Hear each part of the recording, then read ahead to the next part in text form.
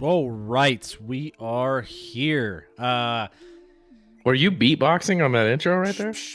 Let's go. We're beatboxing. We're having a good time. Man, we are.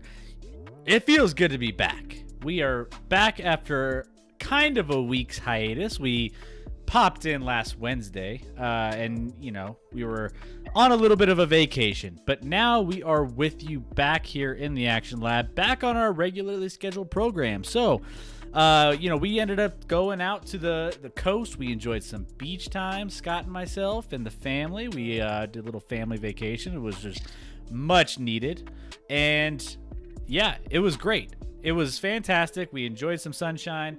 You can't tell, but I got a little bit of a tan, not really much of one. So, I tried. It didn't exactly pan out the way I wanted it to, but You behaved better than I did. I got burned real bad on that like first full day that we were there, which I kind of was like, let's just get that initial burn out of the way, and then we'll work from there. So. Yeah. In case you missed it, we were out in Gulf Shores, Alabama for a week. So we didn't end up having our last Sunday show, and then we popped in for 15 minutes on Wednesday to check in with you guys. But I will say, Scott, I missed all of our folks in the Action Lab. I missed all of our lab rats here, and it was kind of weird not doing a show. It felt kind of strange, but we're not going to leave you like that for a while now. We're pretty much good on that for a good chunk of time now that we got this out of our system. Yeah, no, it was nice to get away, but good to be back at home. I slept real good last night, and excited to get back at this and talk some sports with all of our lab rats. Quick shout out to all the moms out there. Hope everyone had a wonderful, wonderful Mother's Day. I know I have a wonderful, wonderful mother and a wife that is a wonderful mom to our 3 young kids. So I'm very lucky and appreciative of everything those two have done for me and in my life. I'd be a wreck without either one of them. So very appreciative, love them very much, and hope that all moms had a good day today. Big shout out to all of our moms out there. Yeah, we have moms across all of our platforms, right? Everyone's got a mom. Everybody, if you're alive, you got a mom somewhere. And, big shout out to all the moms out there. My mom, same thing goes. I have a child as well, so shout out to my wife for being the best mom there as well. And yeah, it's just a great day for celebrating everybody. If you have someone, or if they're not here with us still, remembering them and having a good time with all of those different memories of those loved ones. But yeah, it's a big Mother's Day. Did you do anything for Mother's Day this morning? We just got back, so it was kind of a scramble to get something organized. But we got back. Me and my family has been a little under the weather. That came down towards the very end of the trip. So we passed on. Didn't get to see my mom today, but hung out with just us 5 in our family. And apparently when you try and do takeout from a breakfast place on Mother's Day, it's like impossible. Like I was we have a place called Snooze next door, a really good breakfast place. I tried to order online. They're like, we shut down online orders today. I try and call 4 different times. Nobody picks up. It's like they don't want my business. But apparently they were just busy enough where I couldn't make that happen. Hey, it's what you get when you have one of the busiest breakfast brunch days of the year anywhere in the planet. So yeah, we didn't end up doing anything really. We just kind of went out, I bought some flowers, did some breakfast stuff here. Nothing too crazy, but it was good. It was good. But yeah, happy Mother's Day to everybody. Now, we have a couple things that we've been kind of missing out on a little bit. We did not have a show following the NFL draft. So, we ended up having the draft, the live special. If you were here for that live special, it was absolutely a blast. It was so much fun covering each and every pick, seeing all those in live, in real time, and just kind of digesting all of those on the fly. It was one of the best drafts that I've been a part of in a long time. So if you missed it, go check out our vlog. You could always see some of our insights on those picks and kind of how we did on some of our mock drafts leading up to that. So, you could always check that out on YouTube. We have our YouTube channel as well. So Action Lab on YouTube. But we never were able to get a final grade on who did well, who didn't do so well, and we wanted to touch on that a little bit tonight. We know we're a little bit behind on some of this stuff, but it's also nice to kind of get let the dust settle a little bit and see where things are with all these teams once you take a quick snapshot of all of them. So we're going to be doing that right off the bat here. We're going to dive into some of those draft picks and see which teams got the best of the draft and which teams got the worst of the draft.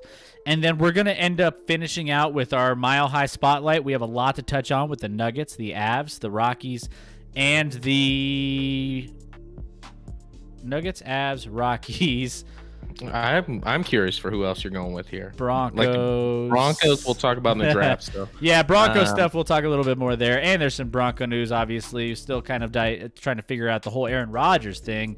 But yeah, again, that's kind of going to be broken down when we go over our draft side of things. So we're going to be hitting all of that stuff. So hopefully you guys stick with us. Real quick shout out to Tim and Margaret, both of you guys who followed in the Facebook chat most recently. Detroit Trent, you were a couple shows back, followed the show, as well as Steven and Jesus and Manning Fresh. All of you guys, thanks for following. Thanks for being a big fan of the show. We really appreciate all the support, all the love. Hopefully, if you're here, hit us up in the chat. That's another thing, guys. If you're here, we'd love to hear all of your insights, all of your takes, who you guys think did well in the draft. If you guys have just other sports you want to talk about, we have Philadelphia fans, we have Minnesota fans, we have all sorts of different fans. Detroit Trent's, trying to stay alive in Detroit over there, and with all of his sports. We actually talked about that, Trent. I don't know if you're here and you're watching. We talked about that over our vacation. We were like, is there a worse city right now for sports? He doesn't want to hear this. But hey, you know what? I love you, Trent. Hope you can come in and join us here tonight. But that means draft days are always really exciting, because that's like the most exciting day of the year for the Detroit team. Yeah, exactly. So there's always looking up somewhere. There's always a silver lining. And those Bronco teams. Which I don't think the Broncos did as bad as most people think. So we'll touch on that here in a little bit. But overall, just make sure you guys are throwing all your comments in the chat and making sure that your voices are heard, because we love seeing familiar faces and seeing all you guys returning back to the show. But I digress. Let's go ahead. Let's jump in and let's see which teams we had going here. Now, keep in mind, guys, we also have our big scroller at the top, so you can keep tabs on all the scores going on around the leagues. Some of those, most of those are finals, but there's a couple that are still going, and some that we haven't really caught up with because they're just getting started literally as we're starting our show. So we'll update those scores around the league here as well once we get to that point in the show. So let me go ahead here and pull up all of our information that we have on some of our drafts and our picks here. Now, Scotty, there was a lot of teams that obviously were really happy with their drafts. What were a couple of them that you think should have the right to be completely satisfied with how they drafted and moving forward into the NFL season with their nice young rookie class? I'll start with a city we just dogged on. I'll start with Detroit. Okay. I like what Detroit did. I mean, getting Penei Sewell, who's a left tackle that you can just put there and know he's certainly above average, potential Pro Bowl Hall of Famer type guy for a career at left tackle at number 7. Like, they should be ecstatic that they got that guy, lock him into the lineup. He's good to go. Second round, they took Levi Onwuzurike, the defensive tackle out of Washington, and followed up with Aleem McNeil, another D tackle. We knew with the new coaching hire in Detroit, this guy's about biting people's kneecaps off. So he was going to address the offensive and defensive line, get in those guys, shore up those lines, added a lot of talent there, and then they went secondary with Afito Melifonwu. These names are really hard, from Syracuse. Yeah. Who's a guy at a third round, I thought he was going to go second. Surprised he was there in the third, so nothing wrong there. And then the wide receiver they took in the fourth with Amon-Ra St. Brown out of USC, really productive at USC, a guy that can really make some things happen, I think, on the next level. So I actually love Detroit's draft. Another draft I liked a lot, unfortunately for us, is the LA Chargers. That was one of the ones on my list as well. Yep. Yeah. The Chargers, I mean, Rashawn Slater following in their lap at 13. I think the entire world knew they were going to want a left tackle in the first round of this draft, and most people didn't have Slater dropping to 13 and thought they might have to move up if they wanted him, or they'd take someone like a Christian Darrisaw from Virginia Tech or something like that. Slater fell, and they must be thrilled with that. Shoring up that offensive line for that offense under Herbert is going to be dynamic. They've addressed a lot of other offensive line positions coming into this draft on the offseason, so that offensive line should be really good for him. Second round, they got Asante Samuel Jr., our number 5 corner, talented guy, maybe a little more slot than outside at times, but someone that'll really help them in the defensive backfield. And then a guy I liked a lot as a guy like one of the Chiefs to target at wide receiver was Josh Palmer from Tennessee. Not super productive at Tennessee, but his athletic profile and his tape speaks for itself. And unfortunately, he played with just garbage quarterbacks at Tennessee that couldn't get the ball anywhere near him for him to make a play on. So those top 3 picks, I liked a lot for them. I think the Chargers probably had my favorite draft of anybody. Yeah, I felt like the Chargers really did well for all the reasons that you just mentioned. Plus, getting some offensive line help for one of the best young quarterbacks in that division is not a bad thing. They really beefed up that end. They got the corner for the second pick. I mean, I did like a lot of what they had. It's kind of a bummer for me as a Broncos fan, seeing all these other teams really progressing really quickly in the division and doing some good things, because I'm not gonna lie, it's getting tougher and tougher to get past those top 2 spots, especially as a Bronco fan, especially when you see the Chargers with what they did with the draft and what the Chiefs are obviously done with their just off-season moves, getting at that offensive line built up and making some changes there. So those are the top 2 teams in that division. But I think that, man, the Chargers really helped themselves. Another team that kind of was one of those teams that everyone is, just they had a pretty much guaranteed pick with the first quarterback that they wanted to choose, but I thought the Jets did pretty well in this draft as well. Yep. The Jets get a fantastic prospect, Zach Wilson from BYU, who's he can bring your franchise to the forefront if he can live up to the expectations of what everyone thinks he could be. But look at their number 2, their other first round pick, Elijah Vera Tucker out of USC. Solid. That's best guard in the draft. Best guard in the draft. One of our top receivers here, Elijah Moore, that we talked a lot about out of Ole Miss. So I mean, beefing up some protection and some weapons for Zach Wilson right off the bat in those first 2 or 3 picks. I love what they did there. They beefed up some of their secondary. They got like a couple safeties, 3 corners. So they wanted to shore up their defense quite a bit. But I thought their first 3 picks were really solid for them, especially with a nice young rookie quarterback coming in that has a lot to offer for that team. So, Elijah. Also on a note with those Jets, though, is what I love is in round 4 they took running back Michael Carter. And then in round 5, they took safety Michael Carter II.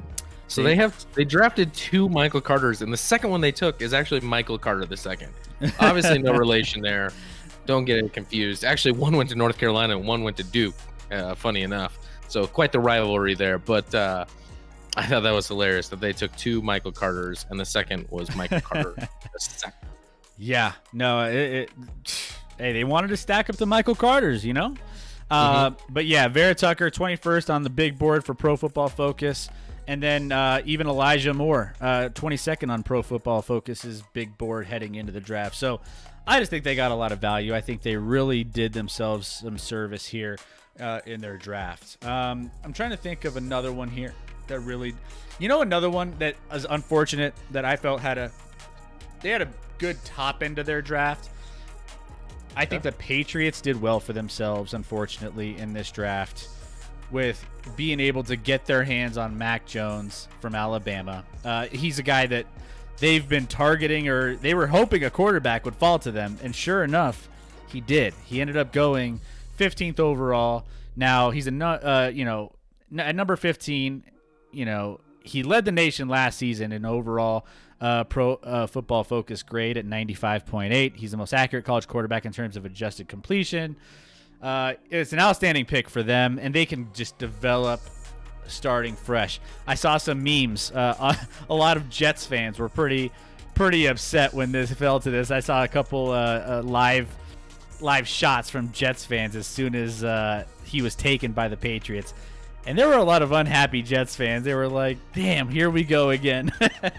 Because this is, they can develop nice young quarterbacks there in New England. We talked about how his profile, he looks like exactly like Tom Brady coming out of college as far as like, his build isn't exactly athletic. He's a little, we called him squishy the other day, I think. Yes.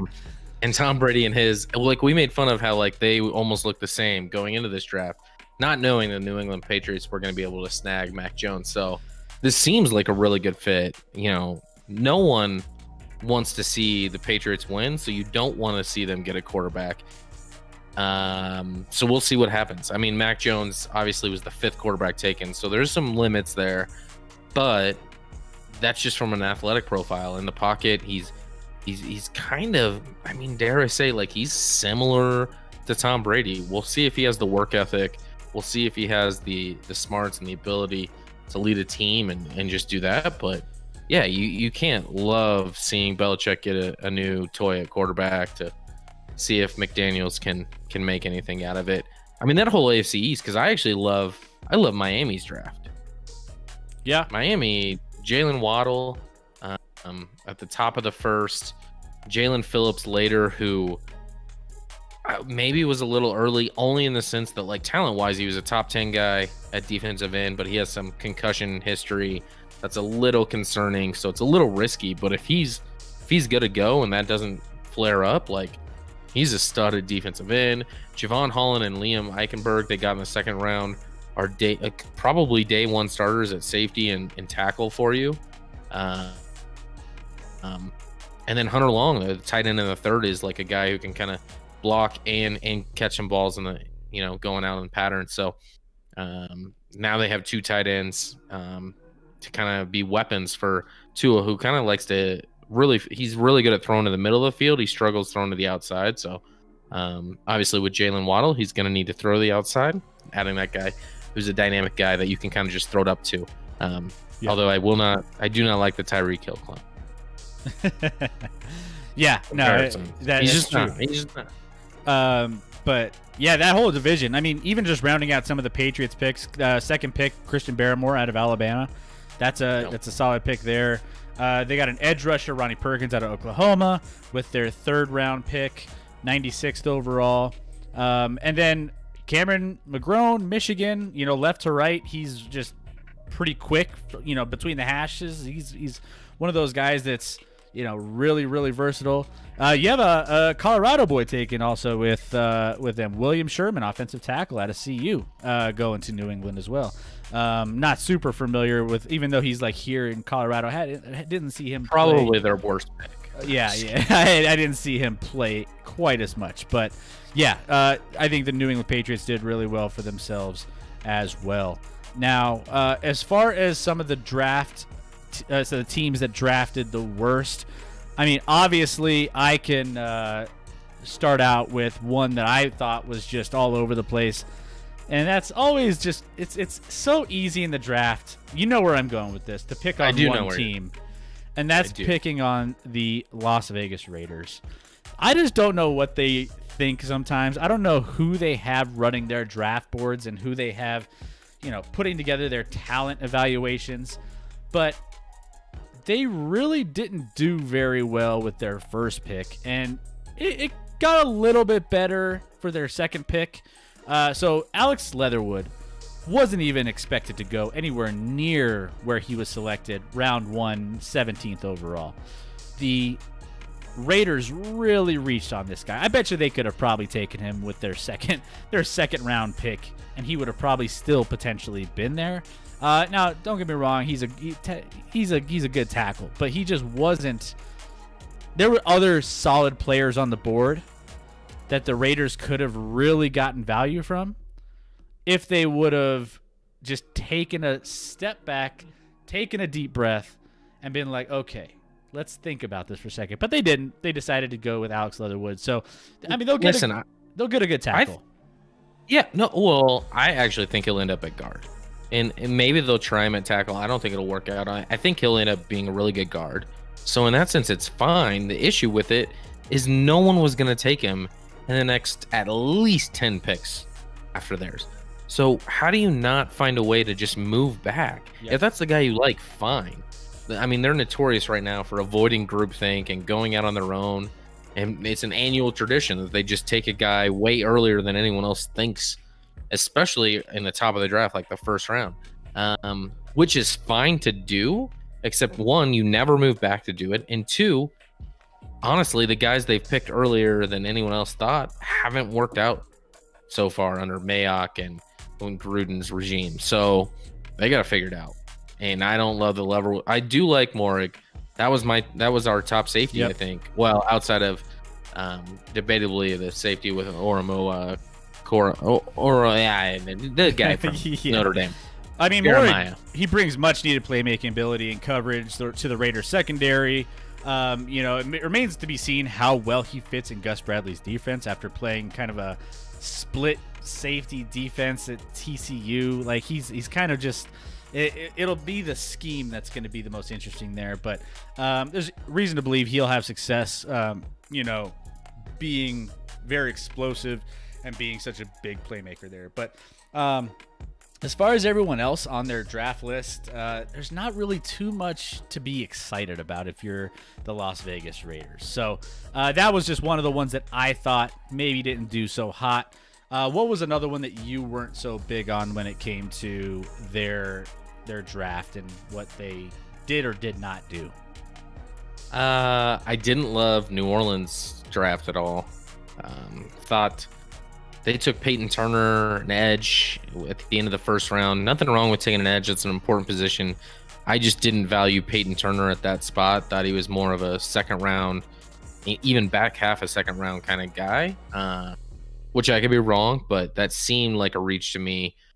Took Pete Werner, a linebacker at Ohio State, who's fine, but not an athletic freak that's really going to help out your linebacking core.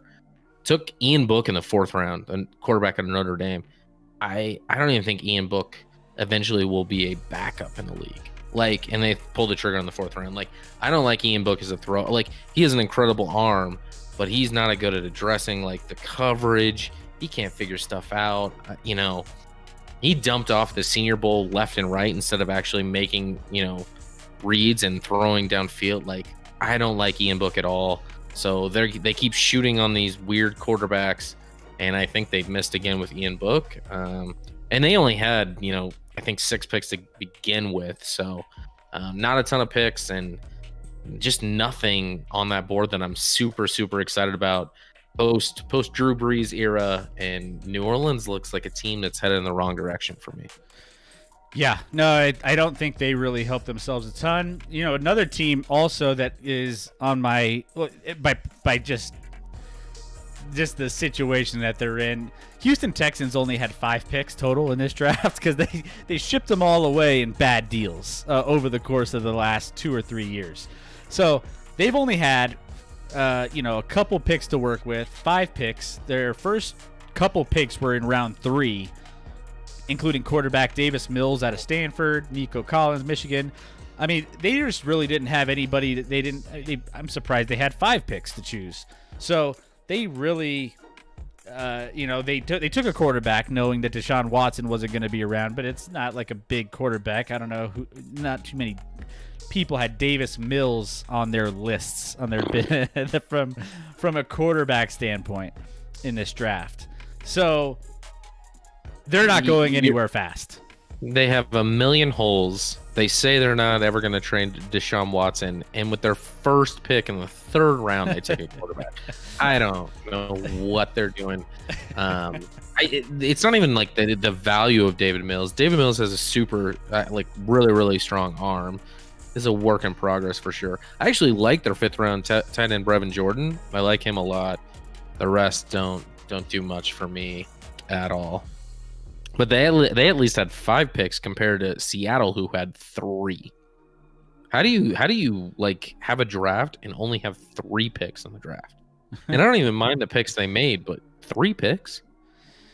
Yeah, no, it was definitely one of those drafts for them that it's just a product of how bad they've been over the longest period of time with just bad deals, trading away guys, making just poor decisions from a front office standpoint.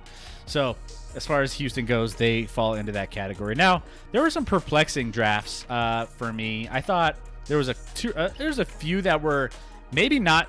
And by perplexing, it could be good or bad. It could be like, I don't know where this is going to be necessarily panning out. It's kind of just those wait and see until you get there kind of thing. A perplexing draft in maybe a different way. So the Green Bay Packers are an interesting one. So they haven't exactly been able to go out and put big pieces around Aaron Rodgers to kind of help him out offensively. And as far as the draft goes here, they didn't start out very strong either with their first pick, 29th overall, taking a corner from Georgia, Eric Stokes. And given the situation of Aaron Rodgers and where things are now, looking in retrospect of how disgruntled he is, because they haven't I can't even remember the number of offensive weapons that they've put around Aaron Rodgers over the course of the last few drafts. I think it was like one or two.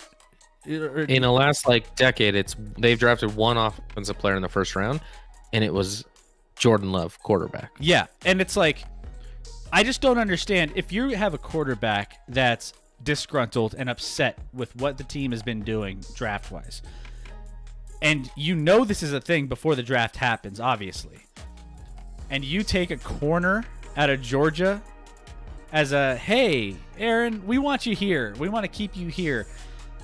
We're going to take a corner. We're going to make sure that you're happy, and we're going to take a corner. And it's just it's so confusing for me. Unless, I don't know, it's just you think you would want to make your star quarterback happy by putting one receiver or one big-time weapon in his arsenal that he can work with. They drafted a wide receiver in the third round, Amari Rodgers out of Clemson, wide receiver. But I like Rodgers. That's all they did offensively when it came to playmakers on the offensive side of the football. So what are you saying to your star quarterback that's upset with you that you're not exactly helping him out, even given the fact that he's already in a bad place? It's just kind of a weird draft for them when it came to the situation. If I'm a GM, I'm not catering to the needs of my quarterback. I'm going to ask my quarterback his opinion, but hey, listen, I just don't think that's good business. Do I think the Chiefs ask Patrick Mahomes what he thinks? Absolutely. But I'm not strictly being we're going offense 100% based off of just the quarterback, especially a guy like Rodgers who is already pissed off, doesn't want to be there, and there's probably nothing at this point that's going to make him happy.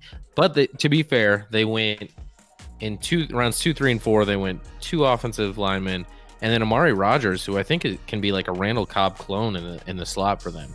So he shouldn't be that upset by that. I think part of this is you hoping that he's really pissed off even more to the point that he becomes a Denver Bronco. That's what I think is going on. I hope that's the case. Now, I don't know, maybe, and the only thing I can think of here is if they knew he is long gone before this draft happened. They know where he's at, and they know it's a bad situation, that he might not be back, and maybe they're just taking value at this point.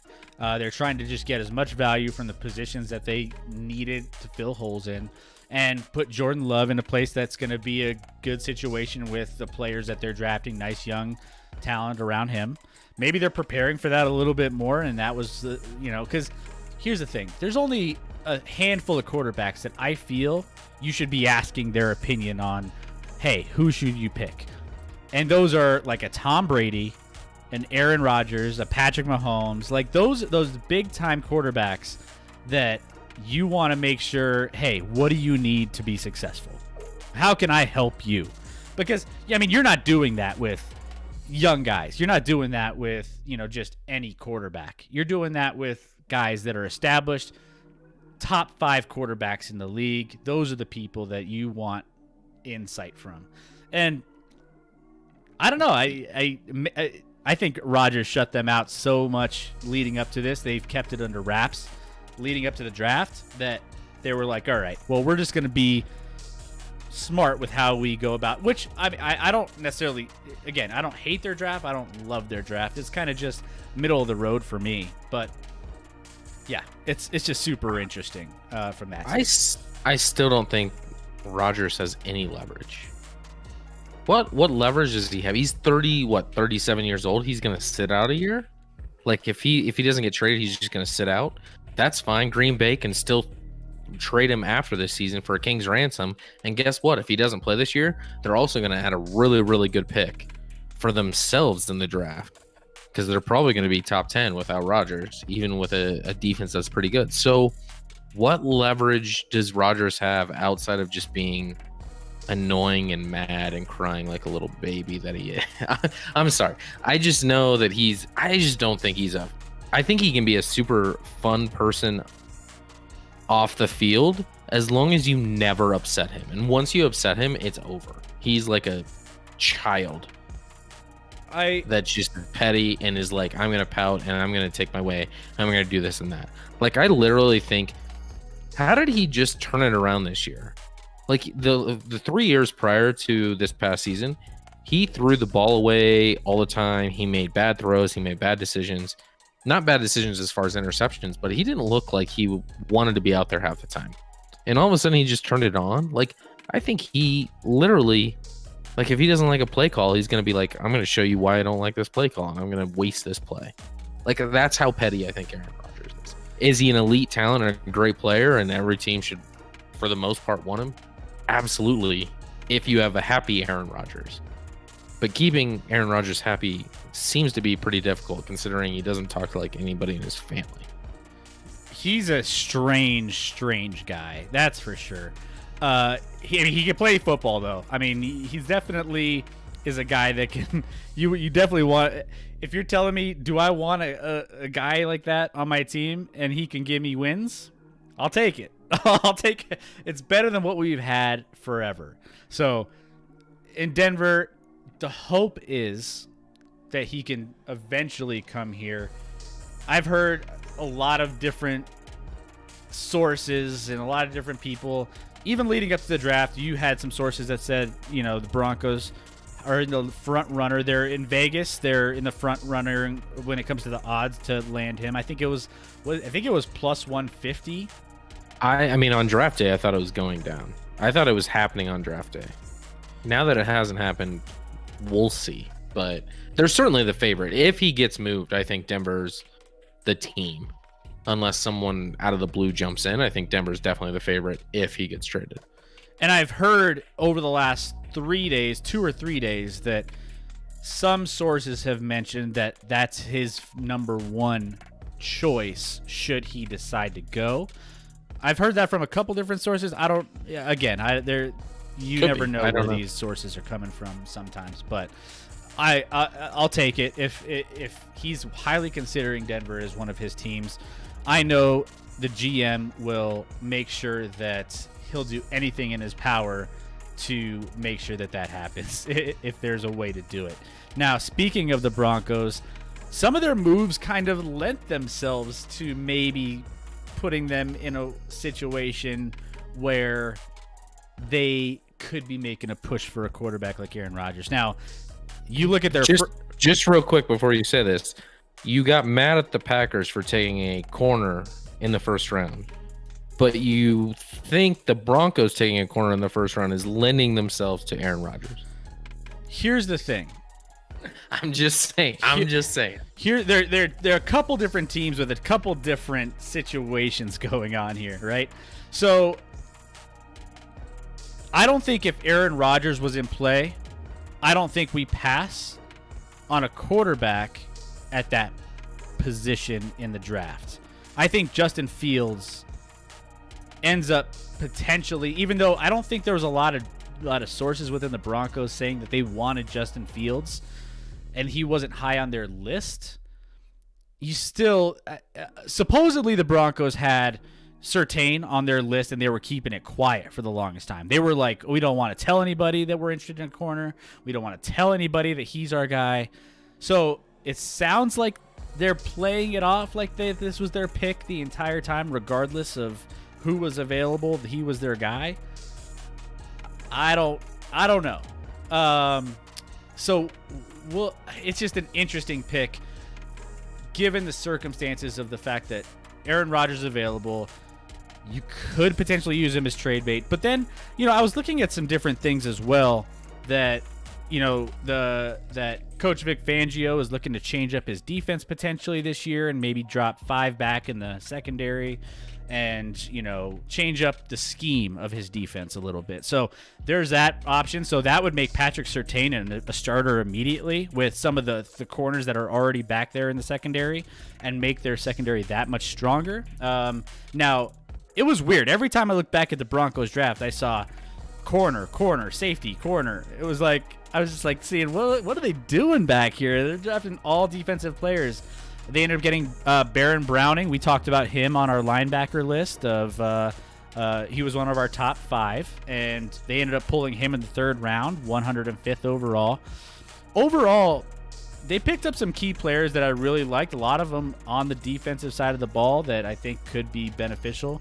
I give the Broncos a little bit of a better draft grade than what some other people are saying. But running back Javonte Williams was their 2nd pick.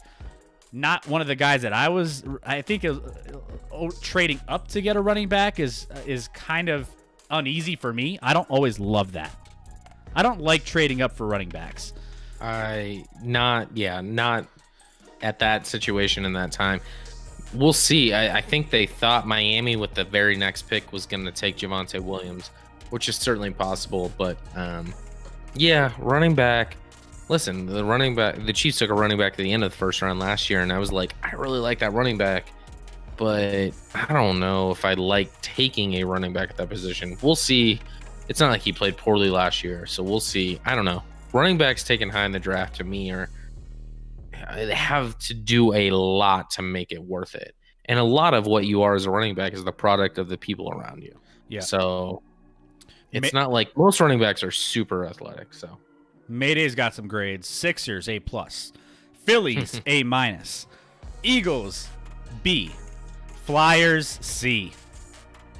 I don't hate those grades. I think those are fair grades. Eagles get a B. I think the Eagles, that's a fair grade for the Eagles, I would think. Eagles, I like the Eagles draft. I thought the Eagles drafted really well.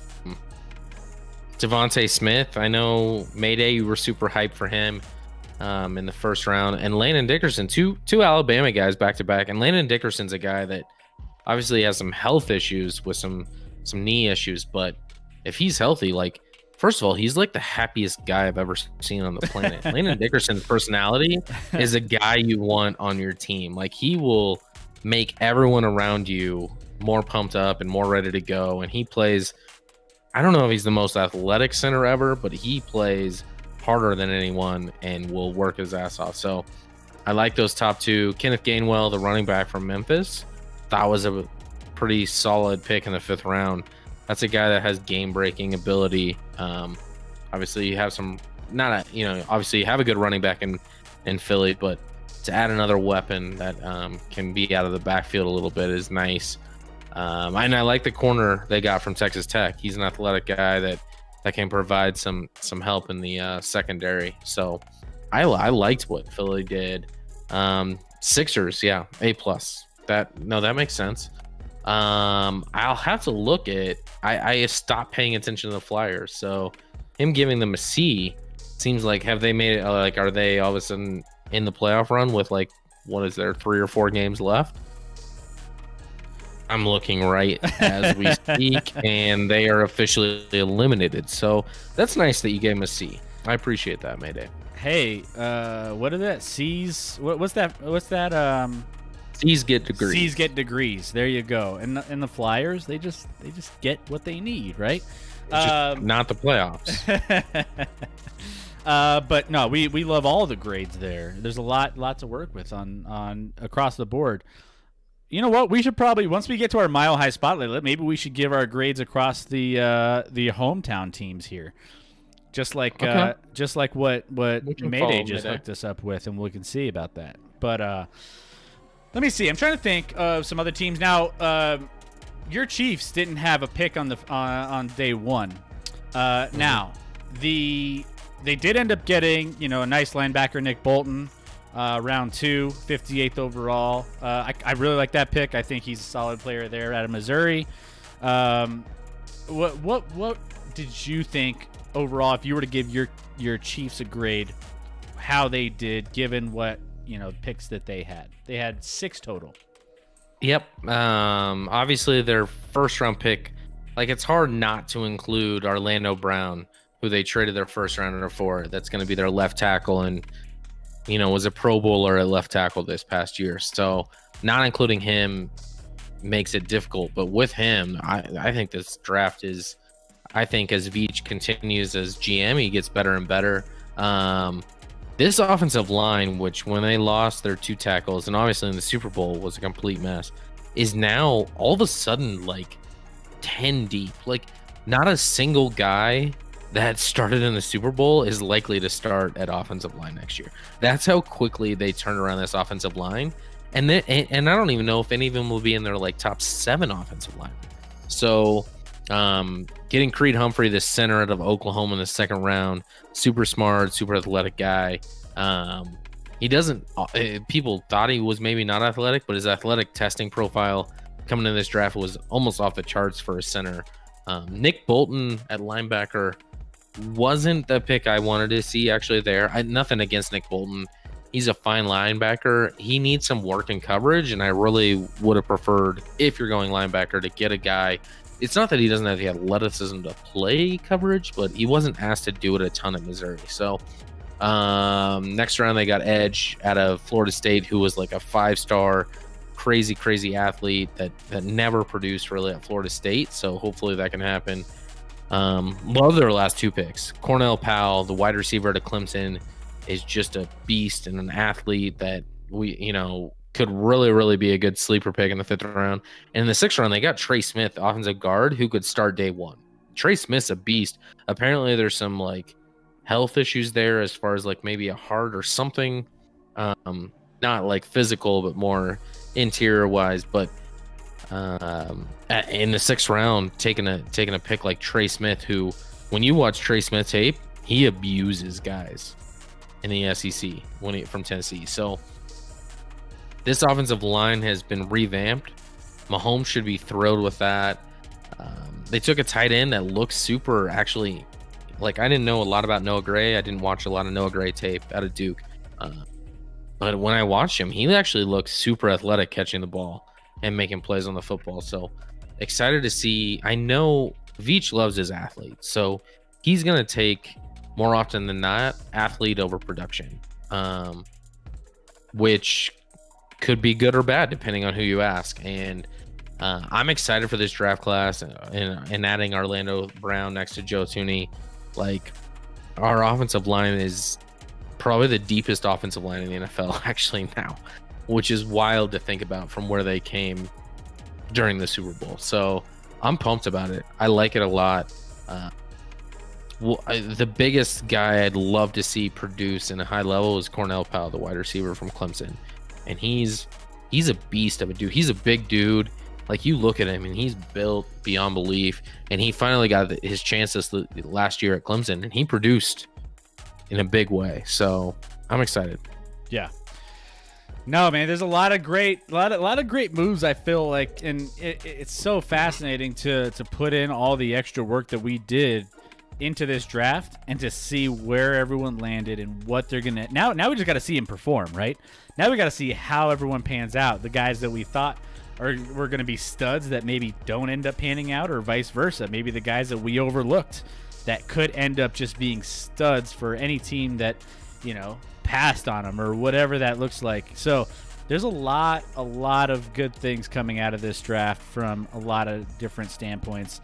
Let's see. I mean, we didn't even talk about some of these other teams like the Bears or the Cowboys or some of these other teams that made some interesting moves. Bears ended up getting Justin Fields at that first overall pick at 11 in their first round. Tevin Jenkins, the Chicago Bears got Tevin Jenkins 39th overall.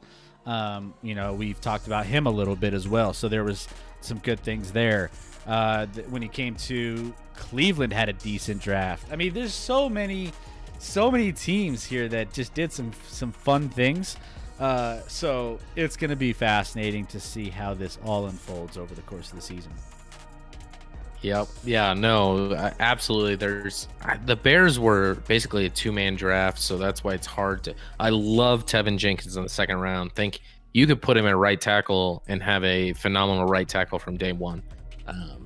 Justin Fields, listen, they need a quarterback. They went up and got their guy. He was also the fourth quarterback taken and fourth on our list. So how great is he going to be? I have questions about Justin Fields. So I'm hesitant on the Bears draft. Cleveland did have a nice draft. Mayday in the chat, the Sixers magic number is 2 for 1 on 2 for the 1 seed. Yeah, they've been on fire 1-8 straight. And I think they pretty much have that on lock at this point.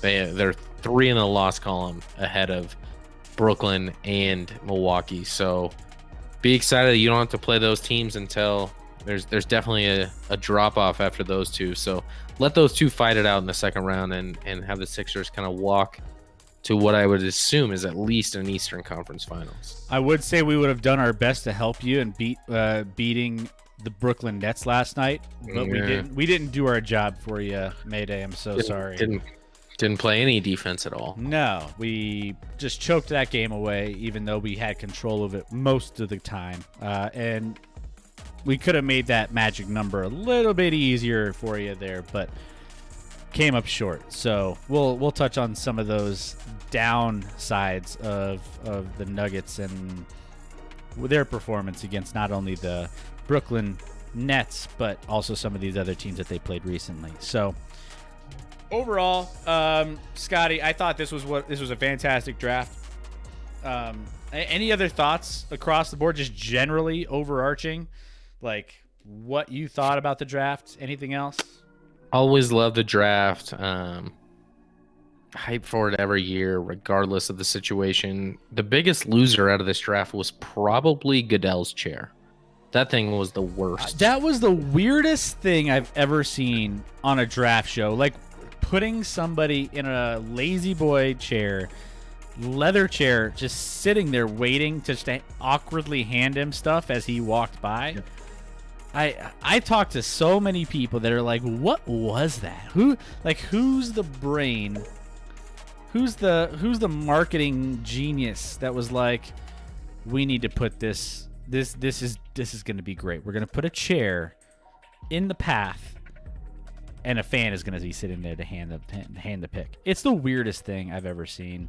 I wasn't a fan. I was like, I don't know what this means, but there's so many interesting ways in the 21st century that you can try to get people involved.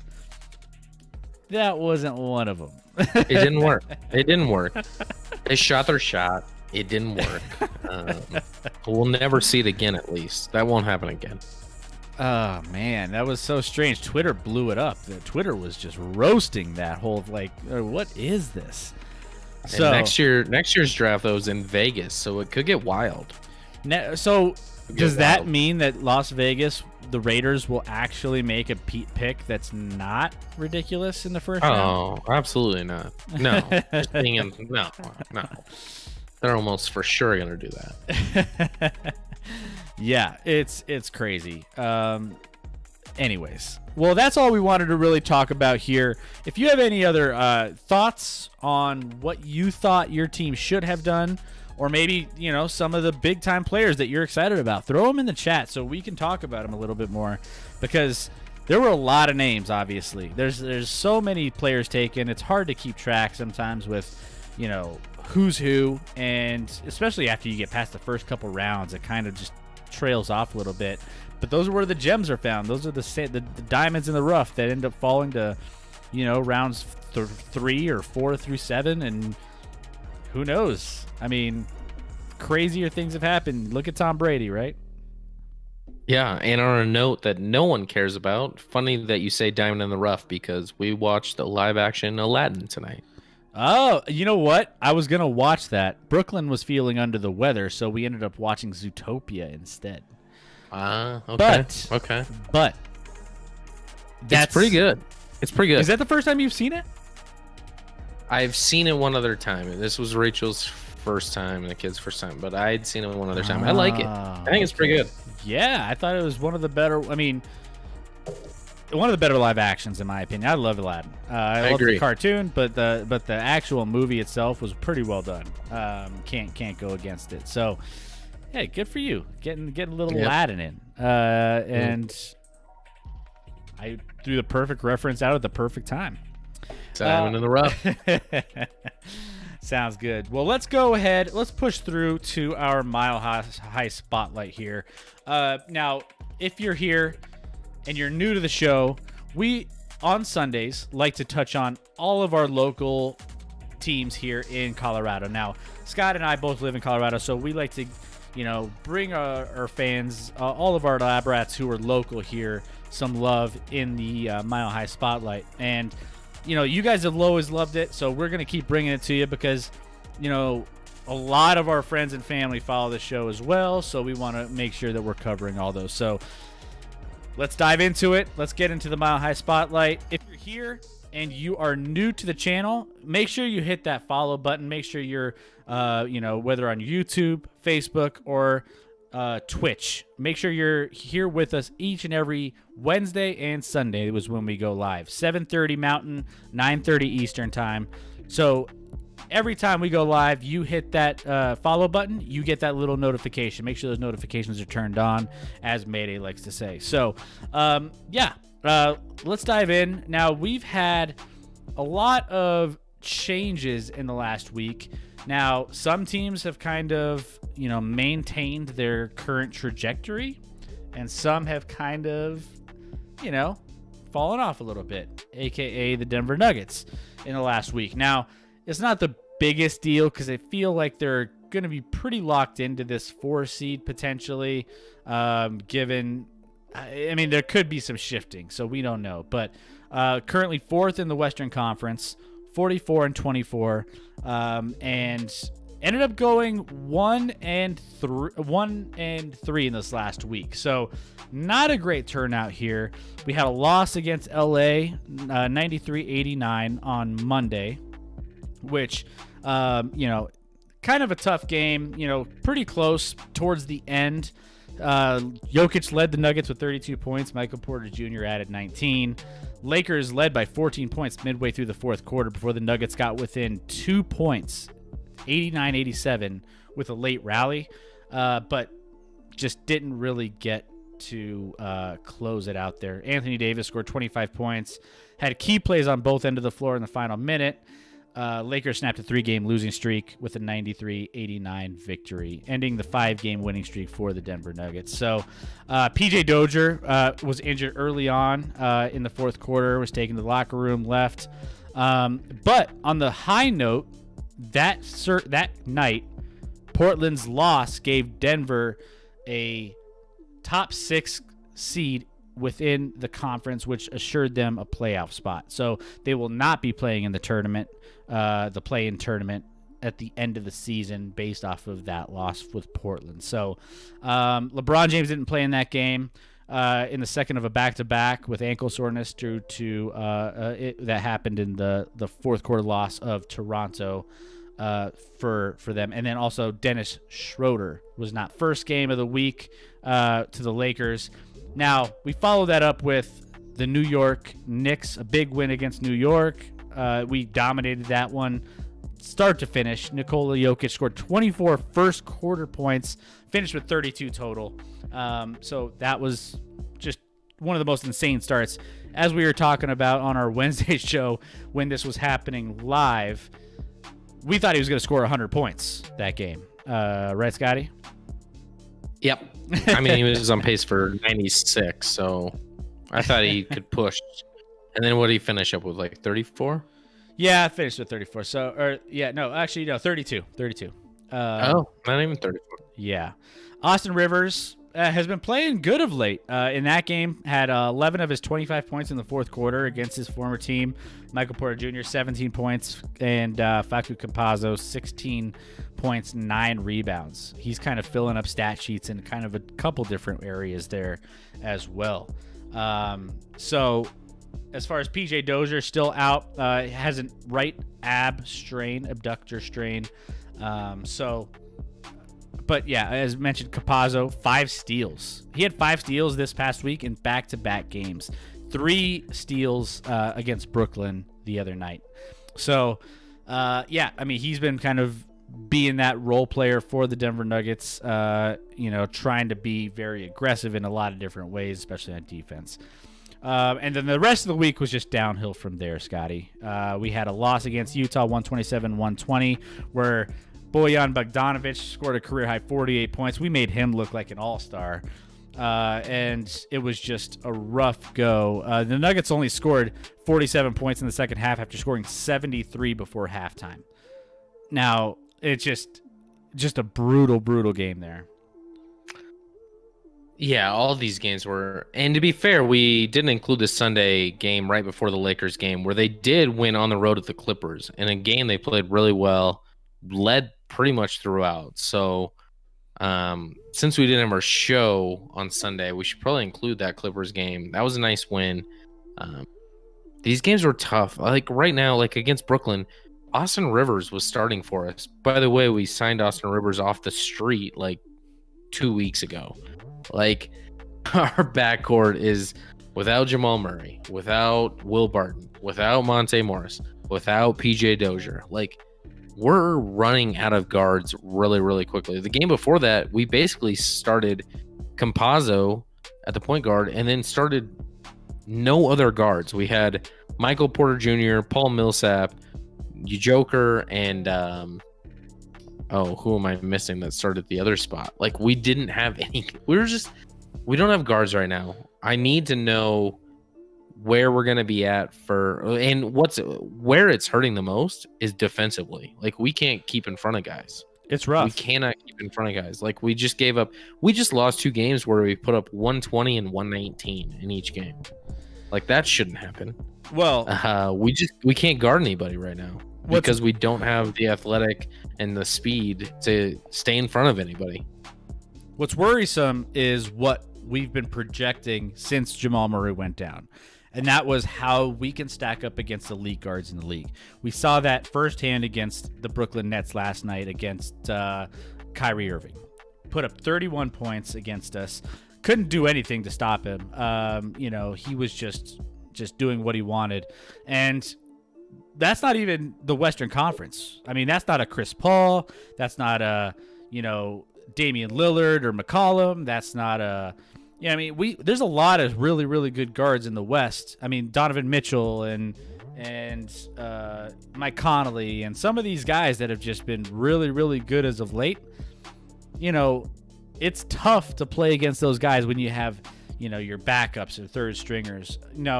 Aaron Gordon was a late scratch in that game with the Nets. Late scratch, tightness in his right calf, joining a growing list. So, as you mentioned, Jamal Murray, ACL. Zeke Naji, our nice young player who's showed some promise, sprained left ankle. Monte Morris, hamstring. Will Barton, hamstring. PJ Dozier, right abductor strain. And Millsap just had the night off because he's old. They just gave him, that's the mileage coming into play with him. So, I mean, we saw Bol sightings, which it was awesome. I love seeing a Bol sighting in the last game.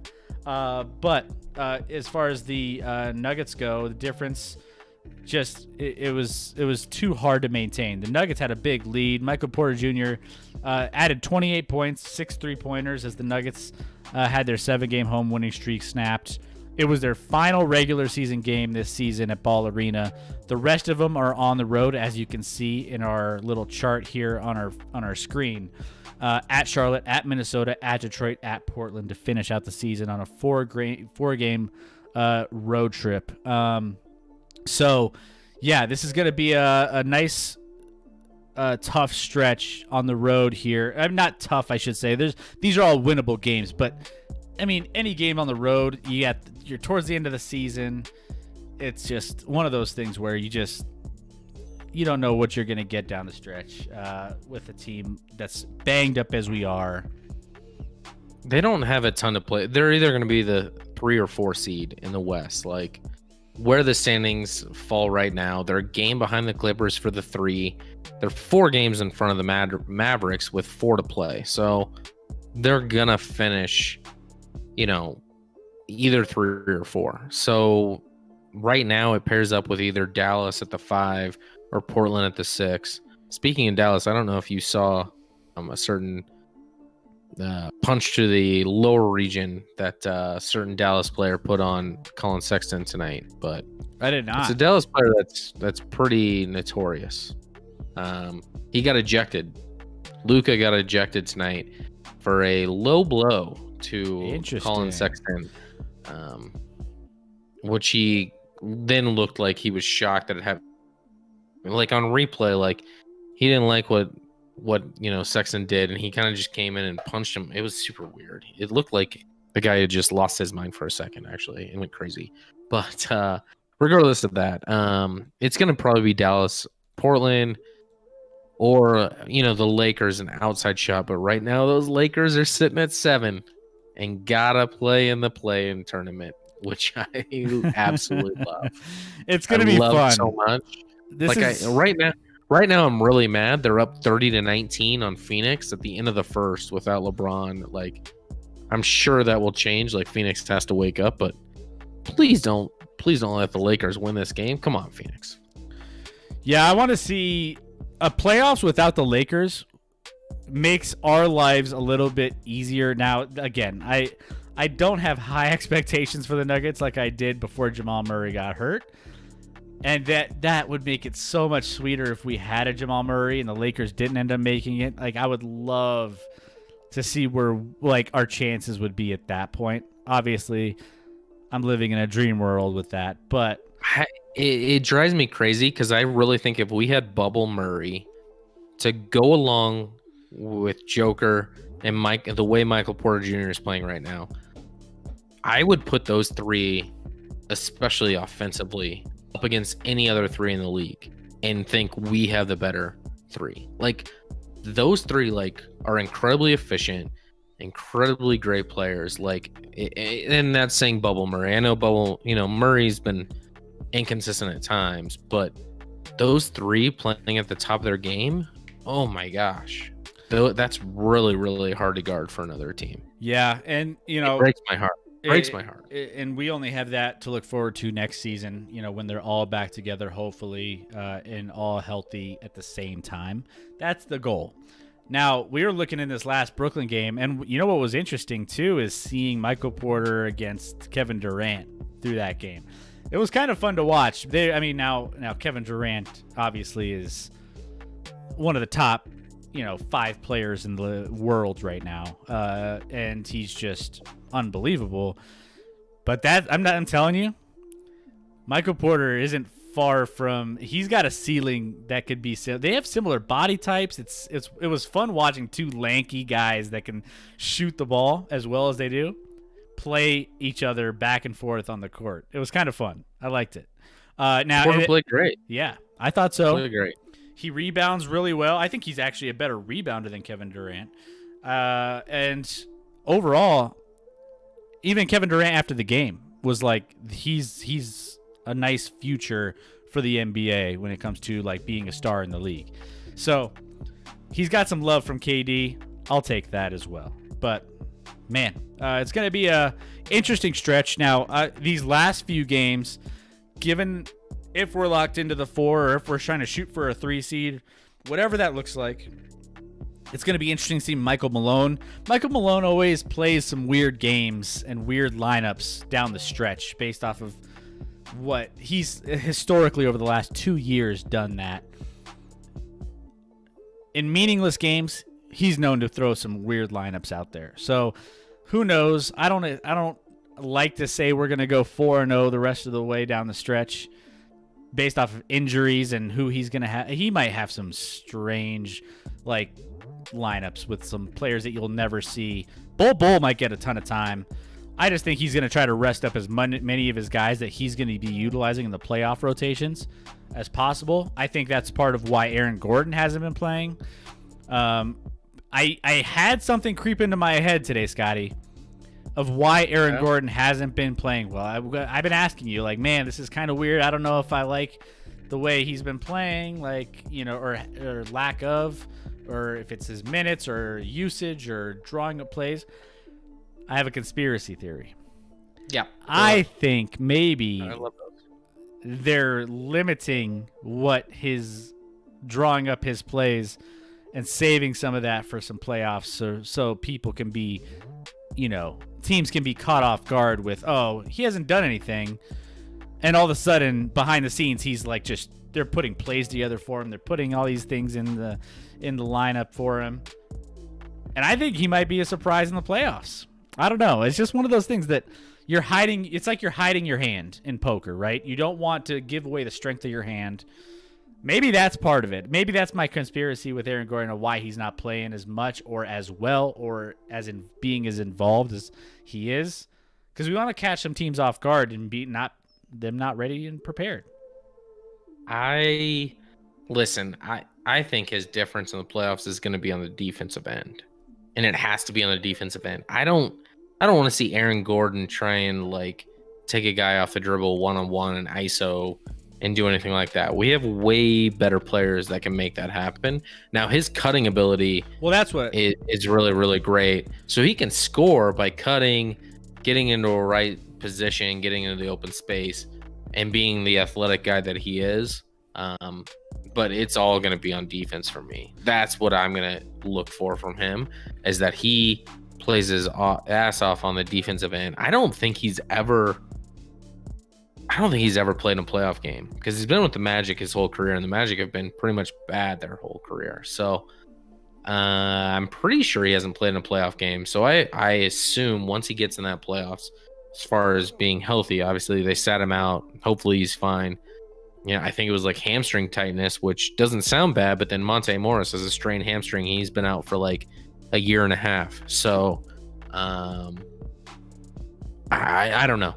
I want to see him lock down on the defensive end, and that's where his role is going to be for me, outside of cutting and creating points by moving on the offensive end and finding the right space as a vet like that. But otherwise, I don't, hopefully he's hitting his 3-point shots if he's open. That's where he can really make, and he can do it. He's shown he can do it. He's not a great 3-point shooter, but he's not a bad 3-point shooter either. And I should have clarified. So that's why drawing up plays for him in the lanes where he can cut to the basket. That was my biggest thing. So if we're relying on Aaron Gordon to shoot threes and jumpers, we're in trouble. I don't have confidence in his shot enough for that to be something that I'm excited to see. It's not gonna. If that's the case, we're losing some series quick. That's not why we got him here. We got him for his athletic and movement on the court, where Joker can find him in rhythm, cutting to the basket, alley oops. That's where Aaron Gordon thrives. He's like a Kenyon Martin. Remember Kenyon Martin back in the day? Yep. That's. I mean, he's better. He's a better shooter than Kenyon, and he's a better shooter. And well, if he has an open shot here and there, sure, I'll take it. But he's not here to be a jump shooter. So we want him to be dynamic around the rim and be that playmaker that we think he can be, and what we signed him for, or what we traded for. So we'll see. It's going to be a weird week this week for the Denver Nuggets again. We don't know what kind of lineups we're going to see, but that was just my little conspiracy theory of maybe, we're saving some of those, drawing up some of those plays for the playoffs as opposed to, putting anything out there. And maybe why he, tightness in his right calf, just taking him off the court for a little bit, making sure he's healthy. I think he's going to be a big playmaker eventually. What's weird is I can't find anything in the news at all about Will Barton, Monte Morris, where those guys are at, when they'll be back. I don't want to see them return in the midst of a playoff series. Like, I'd much prefer they get back in these last few games and get some minutes and some run before just in. I don't know. I don't love the idea of, we're in a 2-2 first round series and it's 2 games apiece and we're just going to insert these guys into the lineup. I don't like that. Monte Morris is a lot closer, in my opinion, than Will Barton. Will Barton, the way he went down, he's going to be coming back in round 2 somewhere. Round 2, maybe round 3. I don't think he's coming back anytime soon based off of, I don't know. I've had hamstrings like what he's had. Not that I know it to the severity, but I've had really bad ones where you have to be carried off the field or the court or whatever. And those things take a while to heal. I don't care how good your training staff is.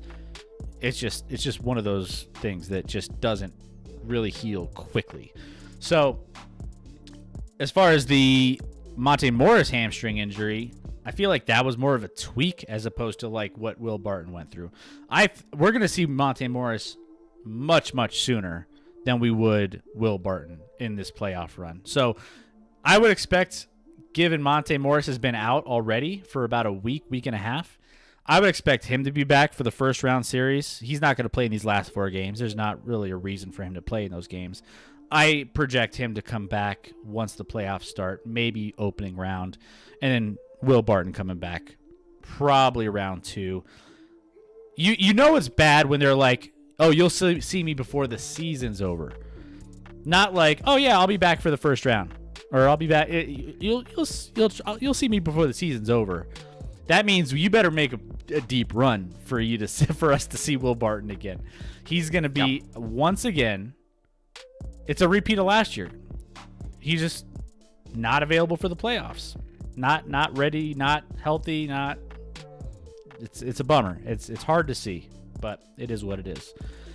But let's shift focus here. Let's shift focus to a team that's actually playing fairly well down the stretch here, and only had this is it for the Avalanche. There's not much left.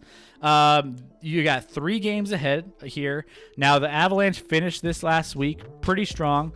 I would have liked to have gone 4-0 in this one, just to make sure we're staying pace and have a really solid chance to put some space between Vegas and Colorado. If Colorado can catch them and take the lead points wise in the division, but ended up going 3-1 this week with wins over 1 win and 1 loss versus San Jose, splitting that series, and then 2 wins against the Kings in LA. All of them on the road, and all of the rest of the games on the road. So much similar to the Denver Nuggets. All the final games are on the road here, with the biggest coming Monday, tomorrow, against Vegas. Man, that's going to be must-see TV, because if the Avalanche can win that game, they are going to be in a great spot. As far as I think they would take the lead at that point. It might be close. Yeah, they're 4 back right now, 4 points back. So if they win tomorrow, they're down they'll 1. be 2 back of Vegas, but they have a game one more game left to play than them. So I don't know what the tiebreaker would be if they finish the regular season tied in points. It's a must win if they want to finish first. They could theoretically finish 3rd pretty easily. They're neck and neck as far with the Minnesota Wild for 3rd in the division. So they're just a point ahead of the Minnesota Wild. So really, really important game tomorrow for them. These games against these lesser teams they've had have been fine, but you notice these are just 1-score games. Like, they haven't been exactly dominating. They've been doing just enough to win a lot of these. They've actually won 5 of their last 6. So they've been playing well in that regard, but their division final, unfortunately, and that series will be an epic series. That will be one to watch. If you are a hockey fan, you'll love it. If you aren't a hockey fan, this is one to check out. That's going to be a crazy competitive series. I think it could go back and forth with two teams that might be the top two teams in the NHL having to play, in the final 8, unfortunately, based off of what the NHL did as far as scheduling this year. NHL is so crazy. So, the Avs last game, I believe, is on this Thursday, May 13th. But they have like a Calgary Vancouver game right now scheduled for May 16th. Maybe it won't happen because Vancouver's in the last of their division, and Calgary's not going to make the playoffs either. They haven't been officially eliminated, but they are like 8 points behind. So I really, really hope they don't play that game. Let's get the playoffs. Let's not have like a week off before the playoffs start and have these teams kind of rusty going in. I would love to see that, but it's going to be, we got an exciting time in front of us. We finally are going to make it to NHL and NBA playoffs on the horizon here. So I'm pretty excited about it all. Would like to see the Avs playing a little better, especially offensively. It doesn't seem like they're just clicking fully, scoring, 3 goals, which isn't terrible by any means, but they're more capable than that. So we'll see where they're at heading into the playoffs. But worst case scenario, I mean, they're going to be fine. And in hockey, it's kind of a toss-up once you get to the playoffs. It doesn't matter if you're home or away. So I'm excited to watch them. Yeah, no, I think, going into the game on Monday, they came in with a league best goal differential in the second period of a plus 33, which is kind of crazy to think about. Now, overall in the NHL, they're second place to the Golden Knights in overall goal differential, 62 for Golden Knights, 53 for the Avs. So they're still putting away teams, pretty handily over the course of the season, and it's really been kind of a dominant year for them. Now, another note as of this past week, Wednesday, that San Jose game that they ended up losing, it was kind of a bittersweet one because they lost on a day where they had their new 16th overall draft pick in 2019 out of Boston College, Newhook, who came in and started center on the second line. 20-year-old, appeared in 8 games with the Colorado Eagles of the American Hockey League. So he's a nice young kid that they drafted. They're trying to bring up, trying to get him in the mix, trying to get him some reps with the main team. Now, if there's anything that's the Colorado Avalanche, and I would say the Denver Nuggets, both teams have really done well in developing youth when it comes to their draft picks and making the right moves to get a nice solid team in place with young talent. So we'll see how he ends up developing. Obviously, Cale Makar is one of those guys that really has blossomed quick in the defensive side of the puck, and just brings a lot to what we have going on here. Every time you look at the box score for these games, you see Cale Makar really just dominating, whether it's throwing out some assists or getting a couple goals here and there. I mean, he's been playing very, very well. I mean, he was the Rookie of the Year, I believe, last year. And so, he is just unbelievable. But hopefully that continues with this other new young talent, 16th overall from Boston College. So that was a nice little addition this past week. Now, Colorado was swept 4 straight back-to-backs for the first time in franchise history. They're 8-1-0 in the first game and 6-0-3 in the second. So, with these new formats of how this ends up, playing out with the new schedules and everything else, we'll have a lot of these stats popping up, and we'll just keep track of all these sweeps, because we're going to be seeing a lot of them, especially with the Colorado Avalanche as good as they are. So I'll just leave it there. But yeah, what do you expect as far as Vegas? Do you have any predictions on what's going to happen in that game, Scotty? The way we've been playing, I don't feel great about it. I'd love to see them go in there. I mean, we just lost to 5-2 recently to Vegas. I mean, that was 8 games ago, but or 7, something like that. But Vegas is playing, for the most part, really, really well. This is in Las Vegas, so they're 21-4 and 2 at home. They're a dominant team at home, 8-2 in their past 10. We're 6-4. Can we win? Absolutely. But I wouldn't count on it. Vegas knows if they win this game, they have the number 1 seed wrapped up. So this is an important game for them. So I don't know. It's going to be tough. It's going to be difficult. Can they make it happen? Yeah. They're just going to need to play at a higher level than they have been recently. Yeah. Yeah, I think they could probably win those 2 LA games pretty handily. I think those are pretty safe. But as far as the Vegas game, that's going to be... Now, they lost the last game they played with Vegas. So if they're splitting the series each time, I think this is a win for us. Since every single time we've gone head-to-head with them, we're splitting. And this would be the second of that. I think they end up winning this game. It's going to be a close one. It might be by 1 goal, maybe. Maybe it's like I hope so. Maybe it's a 2-1, 3-2 game. But I think the Avs end up taking it. Especially, I believe now that Grubauer is off the list of the COVID protocol list, so he is off. But now, as far as Devin Dubnyk that we just acquired, he's on it. So they're just pretty much trading places there. So as far as that goes, yeah, it's we'll take Grubauer each and every time because he's probably the best on our roster by far.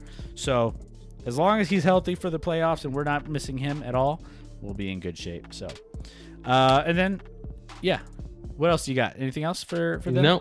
No, go ahead. And then let's just touch before we get things rolling here. Let's touch on the Colorado Rockies. Now the Colorado Rockies, had a average week, slightly below average week, winning 2 games and losing 4. So they end up winning that series with San Francisco, losing the series in St. Louis. 3 games straight in the sweep with the Cardinals. Not really great turnout there in St. Louis, but fifth in the West still, 12-22 on the season. So still kind of just trying to find a way. I mentioned that one stretch of games was the key. Once it was about a week and a half ago. It was really key for them to keep maintaining that momentum. And they haven't maintained that momentum. So that was really disheartening when I saw them kind of starting going down that path. And yeah, we are the schedule and the record is what it looks like. It's not great. It's I mean, they're 2-14 on the road. So they're actually 10-8 at home. So they're at home performed decently well, at least. 2-14 on the road can't happen, and you can't get shut out in 2 or 3 games in St. Louis. Like, you gotta score runs. This team is struggling, which I think most people probably assumed would happen. I don't know. They're fighting hard. Unfortunately, today, Nolan homered, which was unfortunate. That was one of the 2 runs for St. Louis today. I don't know. This team right now has the 2nd worst record in baseball, behind only Detroit. So it's an uphill battle. They're in a division that, I don't know. I mean, they got 4 teams in front of us. They're in front of them that they're not overly close to in general. The top 4 teams are within 5 games. We're 3 games back of the 4th place team. So it's not been a great start. They haven't been competitive enough. The starting pitching's keeping him in games often. Of course, the one time they put up 8 runs, they give up 9 in the St. Louis series. So that's unfortunate. But the good news, I guess, based off of their road record and home record, is they're coming back home starting tomorrow They have 7 straight at home. So let's see what they can do at home in this next stretch. They got the Padres coming to town tomorrow, so hopefully they can start winning some games and playing some better baseball. But right now it's tough to watch at times, especially on the road where they just can't manufacture runs often. Yeah, it's just really tough. I know, we've kind of had a silver lining when it came to the run differential up until this point. Like, oh, well, they're not bad in run differential. Well, that's starting to kind of tailor off as well. Minus 24 on the season at this point. These shutouts have really added to that run differential a little bit here. So they're giving up. I mean, the San Francisco 12-4 loss wasn't helping there either. Everything else is pretty close. One loss games. Or 1 point losses, I should say. 8-6, 6-5, 9-8. They're close games. I mean, they're right there. It's a little tough, to win all of those close games when, things just aren't going your way. You're on the bad end of those losing coin flips, right? Yeah, there's a history in Colorado of not being able to hit on the road, and I think there's something to that where it's really everyone gives Colorado hitters the advantage because they hit at home, but no one talks about how difficult it is to adjust to the pitching on the road for guys who play in Colorado. So I think there's something to it. There has to be at this point because history shows it and how dynamic their the home road splits are. So, and this year is worse than ever. So this is a team that needs to figure it out quickly, or is left with I don't know what. Obviously Stories in his last year. So we'll see what happens there. We got an All-Star game coming up though. All-Star game's coming up soon. That's which is exciting. Who knows? Maybe that'll be the bright spot of this season, and hopefully maybe we can get a couple guys in the All-Star game and have it here in our home stadium with some of our hometown athletes here in Colorado. So that'd be fun. It's been a little bit, so we'll take it. Trevor Story would be great. Do you think Trevor Story, based off of this season, what are your thoughts on him and coming back next year? You think he's someone we can bring back? I have no inside information whatsoever. I don't know. I think that's going to be a tough hill to climb. He's going to want a lot of money. He's probably going to want to win. Maybe we could offer him one of those two. I don't know that we could guarantee a winning team based off of where we're at right now. So, and would you want to spend a lot of money on one player where the team goal isn't going to be where you'd like it to be as ownership? I don't know.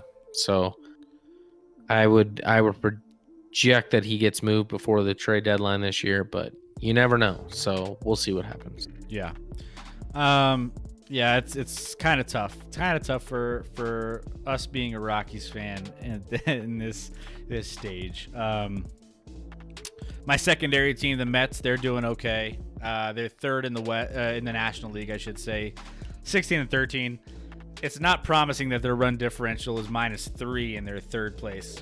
So I don't love that. Milwaukee Brewers are kind of in the same spot, fourth behind the New York Mets in the National League, and they're -6 in run differential. Everyone else around them is double digit in the green. So it's not great for those two teams. I don't anticipate them staying there based off of those numbers unless they can really start turning things around. But, if you have the Rockies and you have your secondary team that's semi-competitive, kind of makes it a little bit easier. But usually the Mets are a mess too. The Mets have won 5 straight though. Yeah, but no, it's DeGrom got hurt. Yeah. So or they pulled him for, precautionary reasons in the 5th. Yeah. So hopefully he's fine. He's the best pitcher on the planet, so he's an important piece. But look at this though. If you're looking at the divisions, look at where look at the Rockies division. San Francisco Giants, 20-14, plus 27 run differential. Then you got San Diego and Los Angeles in the 5th and 6th spot in the National League, plus 19, plus 32. Man, you got some between San Francisco, San Diego, and Los Angeles. I mean, before the season started, LA Dodgers and the Padres were the top two, and roster-wise are the top two teams in that division. But the way San Francisco's come out, 20-14, man, like no one expected them to be just coming out this early, this strong. Yeah, they have zero chance of winning the division, but they played really well to start, and they'll be in the hunt for like a wild card. But the Dodgers are 2-8 in their last 10, which I never thought I would say this year. Like they're 18-17, which is and a team that was projected to win for sure over 100 games. So and plus 32. Yeah. I don't know what they're doing right now. They are in an incredibly bad funk after a hot start to the season, but maybe that's because a lot of their games were against. Never mind. But yeah, crazy. Baseball's happening. Yeah. And then on the other side, Red Sox are still surprising teams, plus 36. Chicago White Sox up there, number 2 in the American League, behind Boston, doing some great things. 19-13, 7-3 in their last 10. So interesting on that side. Chicago White Sox haven't really had a team to really get excited about for a while. So they're playing out of their minds at the moment, given the fact that they haven't really been in this position in a while. So I think the parity in baseball, ironically right now, because there's no salary cap, is crazy. When the best team in baseball's record is like 22-13 with the Red Sox, that's not exactly like a crazy record, especially for the top team in baseball. So there's a lot of parity, a lot of teams fighting, anything could happen at this point. Yeah. And then as far as wrapping up everything with the Broncos news, we talked a lot about it during the little draft segment of what we think there. But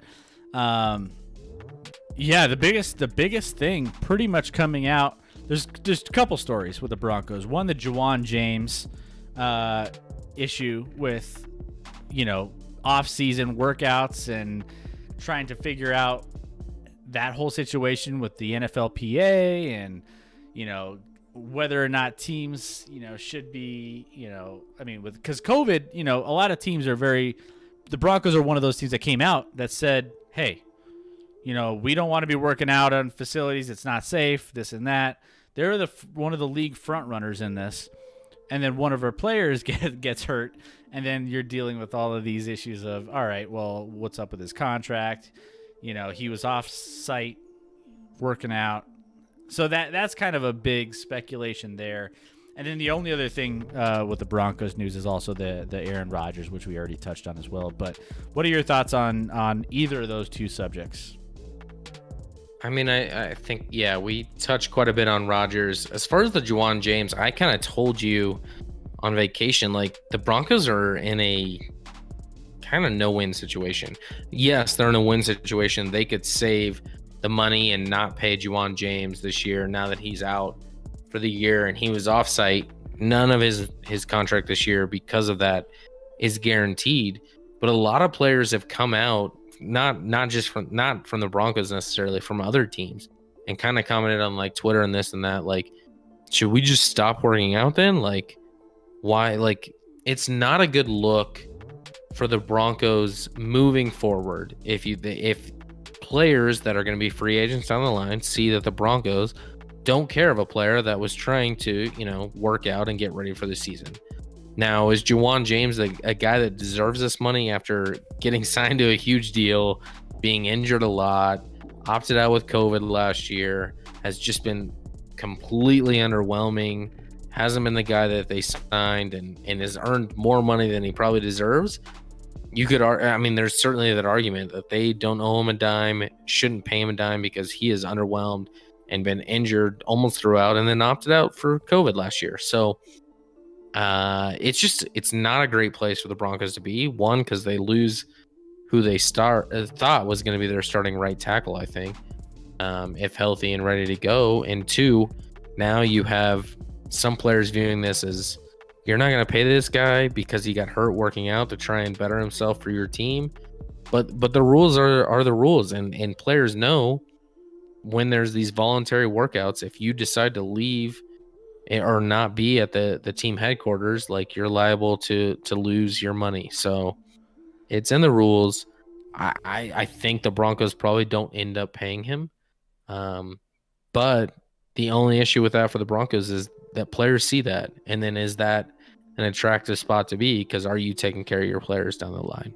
The optics are the biggest thing. The optics of how players react, I think, is to your point, the biggest aspect. Because if players get turned off, that turns the culture of an entire team around real quick. When players start talking to each other and like, hey man, if they didn't take care of him, he's the highest paid player at his position at the time when he was signed, and now look where he's at. Like, that could be me next year or the year after. There's a lot that could go into that, and players talk. It's part of the game. It's part of what happens behind the scenes with a lot of these teams, and you have to build that trust as a team. So I completely get the predicament from the Broncos of like, man, like, you want to save you want to save this money, and you want to like not have to pay him and this and that, but what does that mean for the grand scheme of things? And I hope this doesn't derail anything.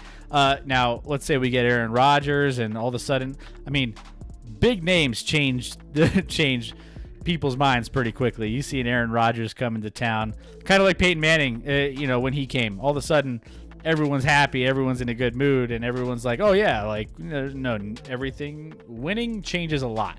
And a quarterback like Aaron Rodgers can change a lot, even with a situation maybe going down a weird toxic road.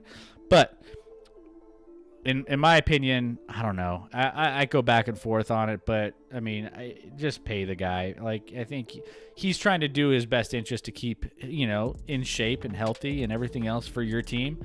And if it was on team facility, let's just say he was working at the facility, you got to take care of him, right? Same thing. I don't know. I feel like, yeah, they should take care of him, in my opinion. For the optics, for just being in good faith with your players, being a place where players like to be, I don't know. I think you got to pay him. But I don't think they will. But I'm not saying that because I think that's the wrong choice. I don't know what the right choice is, but I think they probably will not pay him. Plus, I'm assuming if you don't pay him, because in the NFL, any unused salary cap rolls over for the following year. So I would assume that would be included in an unused salary cap, where even if they don't use it this offseason, they have that money towards next year. Yeah. So who knows? But crazy little stories there. Now, we're going to have a lot more national coverage coming up on Wednesday's show. We have our news rundown coming up, and then we'll be touching on some other different sports topics throughout the week as well. Now, we might have a couple segments built into our Wednesday show that we'll try to get going on. We have some Kentucky Derby news also. That was some crazy news if you haven't heard. The whole steroid thing in horses. By the way, I'll have a lot to talk about on this, but we'll talk about a lot of this on Wednesday when we touch on this. But this is horse racing. If this is crazy, man. The fact that we're dealing with steroids, I feel like there's never going to be another Triple Crown winner ever again because of the various circumstances of not being able to race or all the crazy things that are happening with all these allegations. Bob Baffert, he's the most winningest as of this past week that they're taking away trainers in the entire horse racing world, and now he's kind of like in that New England Patriots cheating aspect of things, Deb and chat, the Kentucky Derby was wild. Yeah, it was insane. And I just don't know what to think about any of it anymore, because I feel like the last 2 or 3 years, we haven't had anything positive coming out of the Derby. It's always there's something off or whatever. I don't know. It's just so I'll have plenty to say there. But Deb and chat, he wasn't supposed to win. No, he wasn't. Like that's the weirdest thing, right? A horse that wasn't even.